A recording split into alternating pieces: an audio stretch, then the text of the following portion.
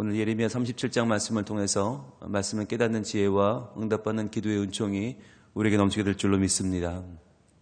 어제 우리는 말씀을 기록하게 하신 하나님에 대해서 배웠습니다. 이제 본격적인 때가 됐다라고 했죠. 그래서 이제 이 재앙과 이 심판을 피할 수 없는 때가 됐다. 그래서 바룩을 통해서 그 말씀을 기록하게 하고 낭독하게 하고 그 말씀이 퍼져서 왕한테까지 갔어요. 그런데 정작 왕은 어떻게 해요? 그 말씀을 다 칼로 베어버려서 화로에 집어넣어 태워버립니다. 즉, 그 당시에 왕들이 얼마나 패역했는가, 얼마나 하나님을 떠나는가. 하나님은 그들에게 끊임없이 말씀하시는데 그들은 하나님을 끊임없이 거역하죠.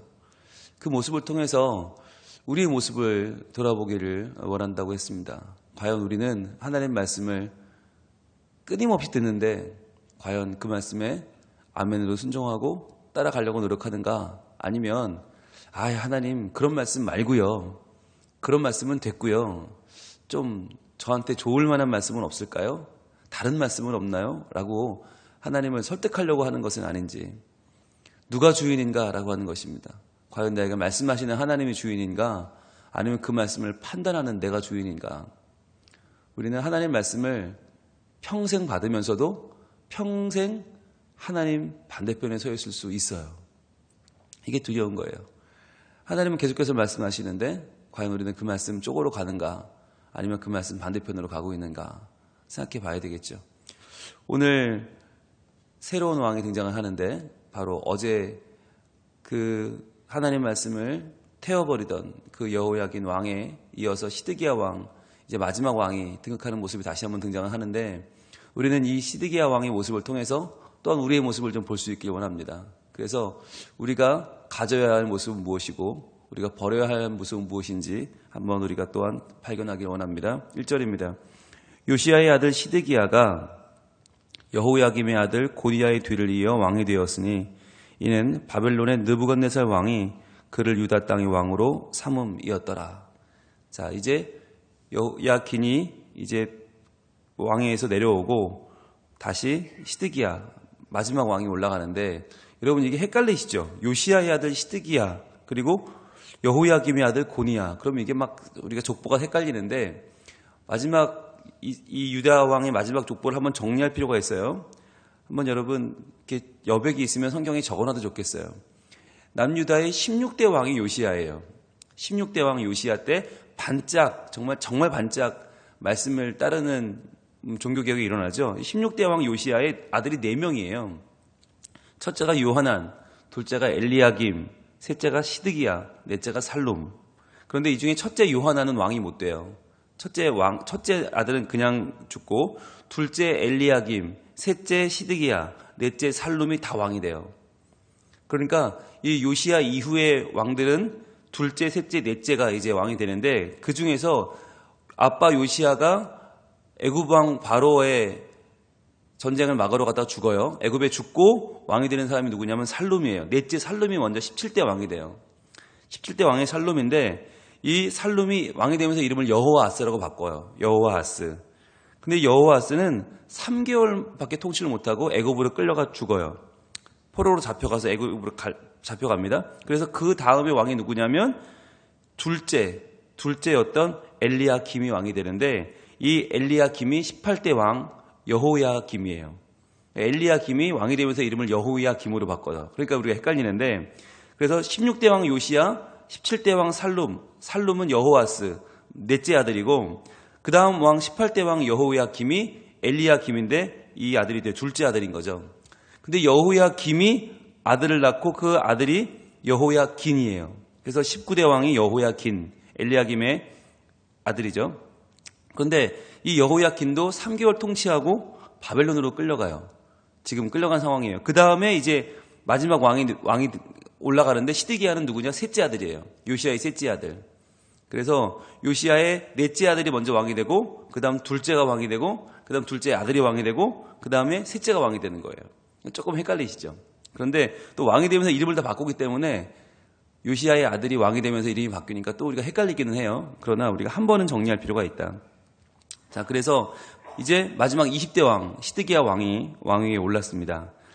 근데 중요한 거는 그거죠. 이 왕, 시드기야가 왕에 올랐는데 왕이라는 자리는 그 당시에 가장 선망하던 자리죠. 가장 모든 통치권을 쥐고 있고 사람의 생사열탈권을 쥐고 있는 왕. 그럼에도 불구하고 그 왕이라는 자리에 어떻게 올랐어요? 누가 왕을 삼았어요? 바벨론의 왕이. 즉 지금 가장 유다를 침공하고 괴롭히고 유다를 멸망하게 하려는 왕이 바벨론의 느부갓네살인데 그 느부갓네살이 왕을 삼았단 말이에요. 시드기야를 불러서 야 너 요시야 아들이지 왕해라 라고 왕을 삼았단 말이에요. 그러니까 참 이게 모순인데요. 시드기야는 모든 것을 가진 왕의 자리에 앉았지만 그는 스스로 왕이 된 게 아니죠. 적군의 왕이 자기를 왕을 삼은 거죠. 그러니까 그는 태생부터가 불안한 인생일 수밖에 없어요. 그는 누가 두려울까요? 자기를 왕 삼은 느부갓네살 왕이 두렵죠. 바벨론 왕이 두려운 거죠. 여러분 여기서부터 이제 우리가 주목해야 될 하나의 구도가 나오는데 뭐냐면 바로 시드기야와 예레미야라고 하는 구도예요. 시드기야와 예레미야. 여러분 우리는 어느 쪽을 더 좋게 볼까요? 시드기야는 다 가진 왕이에요. 권력의 중심에 있어요. 그런데 그는 자신의 적을 두려워해요. 예레미야는 아무것도 없어요. 예레미야는 맞고 갇히고 비난당하고 욕먹어요. 그런데 예레미야는 누굴 두려워하죠? 자신을 선지자로 삼은 분, 하나님을 두려워합니다. 이게 차이예요. 우리는 겉으로 보이는 그의 지위가 어떤 지위냐, 무엇을 가졌냐, 무엇을 할 수 있냐, 그의 사회적인 영역을 봅니다. 그런데 성경은 뭐에 주목하냐면 누가 그를 왕을 삼았는가, 누가 그를 선지자 삼았는가, 그 자리에 올려놓은 사람이 누군가, 즉 우리가 두려워해야 될 진짜 대상이 누군가를 알려주는 거예요. 그러니까 시드기야는 왕이지만 적국의 왕을 두려워하는, 나를 왕 삼은 적국의 왕. 왜? 나를 왕 삼은 사람이 나를 폐위시킬 수 있잖아요. 올려놓은 사람이 끌어내릴 수 있잖아요. 그러니까 적국의 왕이 두렵고, 예레미야는 아무것도 없어요. 그러나 예레미야는 나를 선지자로 삼아주신 하나님을 두려워하며 살았어요. 그러니까 그 인생의 가치가 시대를 지나면 지날수록 점점 어떻게 해요? 시드기야는 점점 그 지위가 떨어지고요. 예레미야는 점점 올라가는 거예요. 그래서 이게 우리 인생에 가장 중요한 원리가 나오는데, 우리가 무엇을 하고 무엇이 되고 얼마를 벌고 사느냐보다 더 중요한 건, 핵심은 누구를 두려워하는가 하는 거예요.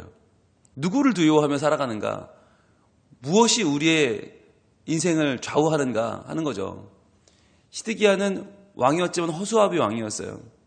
그는 불행한 인생을 살았어요. 시드기야 그럼 모두가 떠올리는 건 예루살렘 멸망, 이스라엘의 마지막 왕, 저걸 평생 두려워하다가 끝나버린 하나님을 거역한 인생. 시드기야는 불행의 상징이 되어버렸어요. 근데 예레미야는 살아있을 때는 아무것도 누리지 못했고 아무것도 갖지 못했고 아무것도 그를 지지해주지 않았지만, 예레미야는 지금까지도 눈물의 선지자, 망해가는 고국을 위해서 하나님께 눈물로 기도하며 호소하던 선지자의 상징이 됐어요. 그래서 예수님이 이 땅에 오셨을 때 예수님 보고 와 시드기야 같다라고 한 사람 아무도 없어요. 한 명도 없어요. 그런데 예레미야 같다고 말한 사람은 많아요. 나를 누구라 하느냐 그랬더니 엘리야라고도 하고 예레미야라고도 합니다. 세례 요한이라고도 합니다.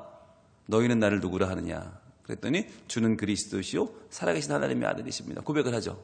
그때 나오는 이름 중에 한 명이 예레미야예요. 즉 우리는 이 땅을 살아가면서 내가 얼마나 높은 데 올라가고 얼마나 많은 걸 누리고 얼마나 먹고 얼마나 잘 사는가가 중요한 게 아니라, 정말 중요한 핵심은 내가 누구를 두려워하며 살아가는가라고 하는 거예요. 내가 돈 없어지는 걸 두려워하나, 내가 명예 잃어버리는 걸 두려워하나, 내가 건강을 잃고 입원하는 걸 두려워하나, 진짜 내가 두려워할 것은 무엇인가? 정말 내가 붙잡아야 될 것은 무엇인가? 정말 나에게 중요한 가치는 무엇인가? 그것을 우리가 붙잡지 못하면 사실 우리가 살아가는 보람과 의미는 찾을 수 없어요. 어제 제가 100세 되신 김영석 교수님 강의를 듣게 됐어요. 연세대 철학과 교수님 출신이시고 그분은 하나님은 참 잘 믿는 분이세요. 근데 그분의 강의의 요지가 뭐였냐면, 돈을 따라 살아가면 결국 돈과 함께 망한다는 거예요. 우리가 성공과 명예를 쫓아 살아가면 그것과 함께 내 인생은 끝나버리고 아무도 기억하지 않더라. 그런데 돈보다 더 큰 의미를 발견하고 살아가면 더 큰 가치를, 점점 더 크고 더 위대한 가치를 따라 살아갈수록 그 크고 위대한 가치와 함께 내 인생이 더 커지더라. 지금 눈앞에 있는 돈, 눈앞에 있는 명예가 아니라 더 큰 가치, 하나님이 나와 함께 하시는 하나님의 나라라고 하는 더 큰 가치를 위해 살았더니 점점점 내가 커지고 내가 부름받고 쓰임받고 더 많은 사람들을 하나님 나라로 인도해 갈 수 있는 그러한 사람으로 쓰임받게 되더라 라는 말씀을 해주셨어요. 저에게도 굉장히 크게 감동으로 다가왔어요. 아, 나는 지금 무엇을 위해 사나? 그분 말씀이 나 하나 보고 살면 나 하나로 끝나고, 우리 집, 우리 식구, 우리 가족하고 살면 거기서 끝나고, 우리 학교 하고 살면 거기서 끝나고, 우리 나라, 우리 민족으로 가면 더 커지고, 거기서 하나님 나라를 구하면 가장 커진다는 거예요. 그 100세가 된 그분이 지금도 부름받고 쓰임받는다. 이번 5월 달에만 강연이 26군데 있으시대요. 깜짝 놀라지도 않으시는군요. 네, 저는 깜짝 놀랐어요. 100세인데 100세. 100세 된 분이 한 달에 26차례 강연을 나간다. 어마어마한 거죠. 그걸 감당할 수 있는 힘도 하나님 주셨다고 저는 믿습니다. 그러니까 하나님의 나라를 구하니까 하나님이 할 수 있도록 여건도 주시고 건강도 주시는 거예요. 과연 우리는 어디까지 갈 수 있을까? 예, 저도 스스로 물어봤어요. 나는 누구를 두려워하고 무엇을 위해 살고 나는 어디까지 갈 수 있을까? 여러분, 오늘 이 시드기야에 대해서 너무나 명확하게 그의 한계를 보여줘요. 그는 느부갓네살 왕이 유다의 왕으로 삼았다. 이건 그가 두려워하는 사람이 느부갓네살이고, 이는 자기를 세운 사람, 자기를 내려오게 할 사람이 그 사람이기 때문에 그 사람 눈치를 볼 수밖에 없고, 결국 그는 어떻게 살았냐면 그 반대편, 자기를 왕 삼은 느부갓네살 왕의 반대편에 서 있던 애굽을 따라가게 됩니다. 왜냐하면 자기가 언제 밀려날지 모르기 때문에 자기가 살아날 수 있는 방법은 그 상대방 애굽을 붙잡는 것이다. 그래서 그는 애굽 붙잡고 살죠. 자, 그런데 그가 어떻게 그럼 그 두려움을 이기려고 노력했는가? 2절입니다. 그와 그의 신하와 그의 땅 백성이 여호와께서 선지자 예레미야에게 하신 말씀을 듣지 아니하니라. 이 시드기야라는 사람의 반대편에 서 있는 예레미야가 등장하는데, 그 예레미야는 누구예요? 여호와의 선지자예요. 여호와의 선지자. 여러분, 이 선지자라고 하는 말, 나비라고 하는 말인데, 이 나비라고 하는 말의 어원이 중요해요. 나비라고 하는 이 선지자라는 히브리어의 원어가 뭐냐? 물이 끓는다는 뜻이에요. 물이 끓어오른다가 부글부글 그게 나비예요. 히브리 말로 나비, 부글부글.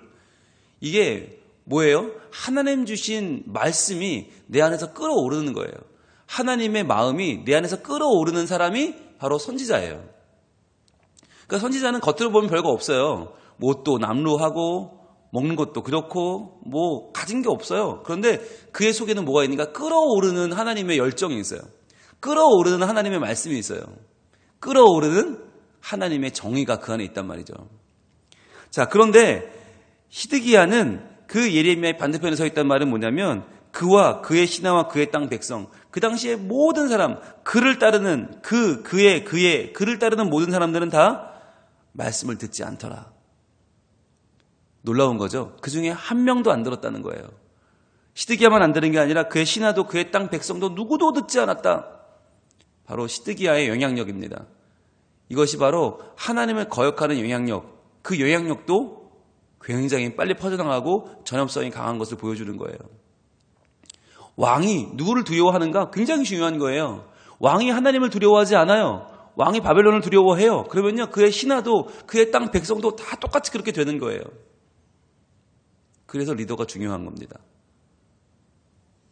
누구를 두려워하는가? 중요한 거예요. 자, 그런데 이렇게 말씀을 따르지 않는, 누구도 하나도 말씀을 따르지 않는 분위기인데 3절은 엉뚱한 말을 합니다. 보겠습니다. 시드기야 왕이 슬레미야의 아들 여후갈과 마아세야의 아들 제사장 스바냐를 선지자 예레미야에게 보내 청하되, 너는 우리를 위하여 우리 하나님 여호와께 기도하라 하였으니. 자, 하나님 말씀은 듣지 않아요. 그런데 기도는 요청하고 있어요. 이게 뭘까요? 여러분, 이게 하나님을 믿는 겁니까? 안 믿는 겁니까? 뭐 기도 요청하니까 믿는 거 아니겠어요? 라고 말하면 오해죠. 착각이죠. 여러분, 기도를 요청한다는 건 뭐예요? 이게 기복신앙이에요. 이게 바로 그 유명한 말씀은 따르지 않으면서 복은 받기 원하는, 즉 하나님을 우상으로 이용하는 기복신앙이에요. 말씀 없는 기도 가장 위험합니다. 이 기도는 기도일 수가 없어요. 왜? 하나님을 아는 지식이 전혀 없는데, 하나님을 두려워하지 않는데, 두렵지 않은 하나님, 경외하지 않는 하나님께 복을 구하는 것, 그만큼 얄팍하고 유치하고 촌스럽고 하나님이 멀리 하시는 가장 천박한 신앙입니다. 말씀이 없는 기도. 자, 근데 여기서 또 이 중요한 말인데, 너는 우리를 위하여 우리 하나님 여호와께 기도하라. 여기 들어있는 뉘앙스는 뭘까요? 하나님은 우리 하나님이잖아 라고 하는 거죠. 하나님은 이스라엘의 하나님 아니야. 우리 하나님이니까 우리를 도와주겠지. 우리를 위해서 우리 하나님께 한번 구해봐. 그분은 생각이 없잖아. 그분은 뜻이 없어. 그냥 우리가 도와달라면 도와주는 우리의 비서나 우리의 도우미 정도로 생각하는 거예요. 그냥 우리 하나님. 그러나 여러분, 하나님이 누구의 하나님이에요? 온 땅의 하나님이에요. 여러분, 바벨론도 하나님 손 안에 있습니다.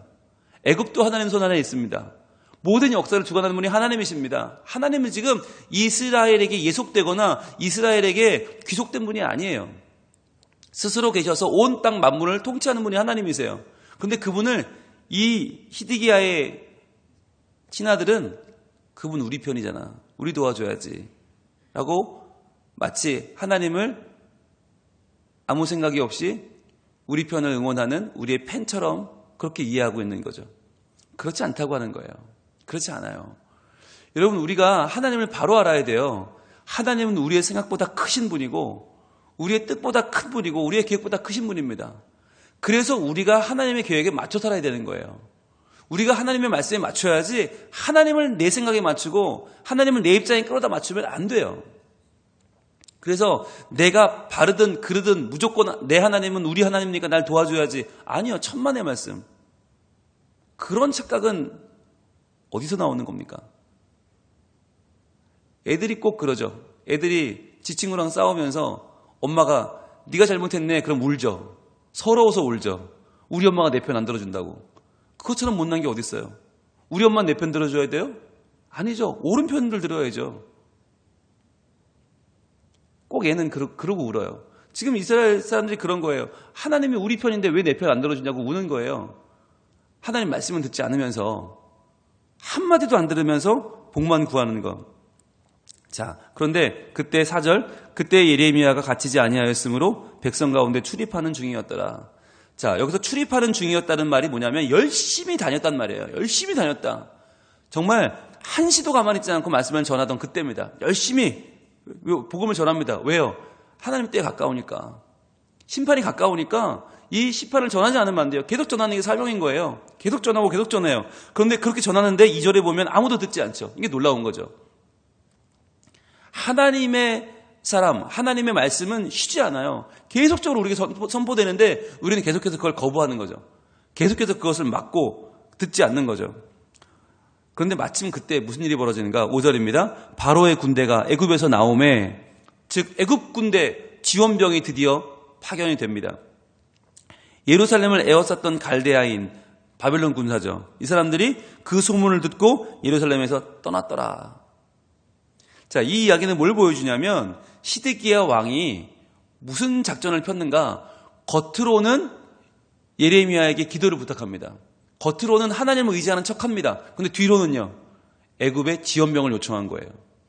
그러니까 그는 여전히 누굴 믿어요? 애굽을 믿는 거예요.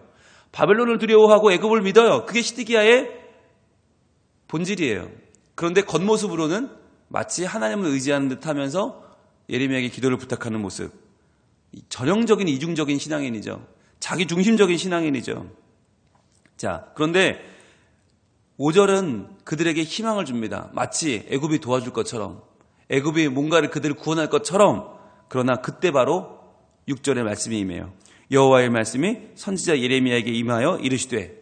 자, 논어적으로 다 쳐야겠죠?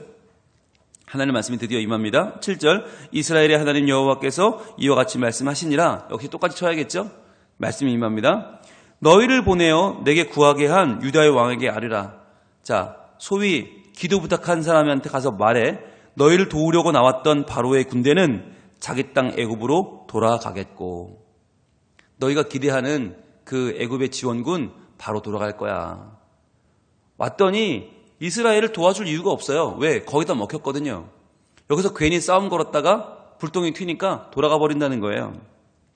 8절 갈대아인이 다시 와서 이 성을 쳐서 빼앗아 불사르리라. 바벨론이 지금 물러갔지만 다시 올 거다. 그들이 불살라 버린다. 망하게 한다는 거죠. 여러분, 이 불사른다는 표현이 중요하다고 했어요. 원래 바벨론은 불사르지 않아요. 시드기야 왕을 세웠다는 말은 뭐예요? 이제 너희는 우리 거란 얘기예요.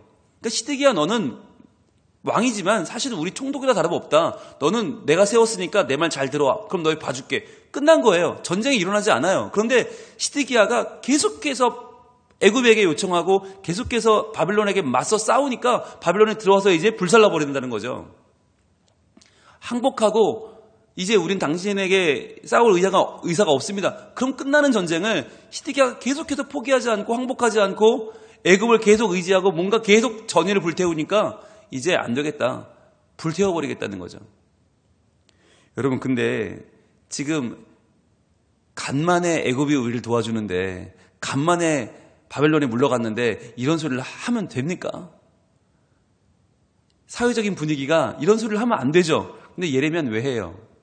이유는 하나예요. 여호와의 말씀이기 때문에. 지금 예레미야는 바벨론도 두렵지 않고요. 애굽도 두렵지 않고요. 시드기야 왕도 두렵지 않아요. 나를 죽일 수 있는 그들이 아무도 두렵지 않아요. 그럼 누가 두려워요? 하나님이 두려운 거예요. 왜? 나를 태중에서 불러 하나님의 사람을 삼으신 사람이 그분이 하나님이기 때문에 예레미야는 지금 아무도 두렵지 않은 거예요. 예레미야는 하나님을 두려워하는 사람이었어요. 그래서 9절에 또 이렇게 말씀하시죠. 여호와께서 이와 같이 말씀하시니라. 밑줄 다 치시고 너희는 스스로 속여 말하기를 갈대아인이 반드시 우리를 떠나리라 하지 말라. 그들이 떠나지 아니하리라. 지금 시드기야 왕이 하는 말, 그들의 모든 생각은 뭐예요? 스스로 속여 말한다는 말이에요. 이게 얼마나 불행한 일입니까? 스스로 속인다. 착각하고 오해하고 잘못된 믿음으로 살아가는 거죠. 그러면서 10절에 이렇게 확실하게 못을 박습니다. 가령 너희가 너희를 치는 갈대아인의 온 군대를 쳐서 그 중에 부상자만 남긴다 할지라도 그들이 각기 장막에서 일어나 이 성을 불사르리라. 너희가 게릴라전을 펴서 그들을 다 물리친다 해도 부상자만 남아도 그 부상자들이 이 성을 불태울 것이다. 즉 결국은 하나님 말씀대로 된다는 거죠. 그것을 지금 선포하고 있습니다. 여러분, 우리는 과연 누구를 두려워합니까? 과연 우리는 누구를 바라보며 삽니까? 과연 우리는 무엇 때문에 삽니까? 아무리 대단해 보여도 이 땅의 것을 두려워하면 이 땅에서 끝나는 인생이 됩니다. 그러나 아무리 보잘것 없어 보여도 이 땅을 넘어 하늘의 하나님을 두려워하면, 하늘의 하나님을 의식하고 그분을 바라보며 살면 우리는 하늘의 인생이 됩니다. 오늘 왕이지만 결국 자기 생각에 빠지고 스스로 속고 계속적으로 백성들을 도탄에 빠지게 했던 시드기야의 인생을 살아갈 것인가? 아니면 이 땅에서는 아무것도 없었지만 하나님의 말씀이 임하고 하나님을 두려워해서 결국 하나님의 뜻을 전하며 하나님의 뜻을 이루며 살았던 예레미야로 살 것인가? 시드기야의 인생인가? 예레미야의 인생인가? 한번 우리 자신을 돌아보고 오늘 이 아침에 하나님의 백성의 길을 가는, 그리하여 그런 삶을 통해 하나님의 뜻을 이루는, 하나님을 기쁘시게 하는 우리 모두가 될 수 있기를 소원합니다. 기도하겠습니다. 하나님, 시드기야는 자기를 왕삼은 바벨론을 두려워하며 맞서 싸울 애굽을 의지하며 평생을 보냈습니다. 그러느라 말씀은 뒷전이고 하나님을 두려워하지 않았고 하나님 말씀을 품지 않았습니다. 그러면서 복은 얻고 싶어서 기도해달라고 부탁하는 인생이었습니다. 이런 이중적인 인생은 아무것도 얻을 수 없고 결국 망해가는 모습을 저희는 봅니다. 하나님, 우리가 시드기야의 뒤를 이어서 이 세상에서 뭔가를 얻으려고 하고 뭔가를 누리려고 하고 뭔가를 주려고 하는 어리석은 삶을 살지 않게 하여 주시옵소서. 예레미야처럼 이 땅에서 누리는 것은 없지만, 가진 것은 없지만, 그러나 하나님을 바라보고 하나님을 두려워하고 하나님의 뜻을 이루는 자들로 우리가 살게 하여 주시옵소서. 더 큰 것을 바라보고 높은 것을 바라보고 살아 큰 뜻과 높은 뜻을 이루며 저희들 오늘도 의미 있는 생을 살기 원하오니 주여, 오늘도 하나님 주시는 능력으로 서로 사랑하며 살게 하시고 하나님의 정의를 이루며 살게 하시고 하나님의 뜻을 이루는 복된 가정, 복된 영혼, 복된 교회가 되게 하여 주시옵소서. 예수님 이름으로 기도합니다.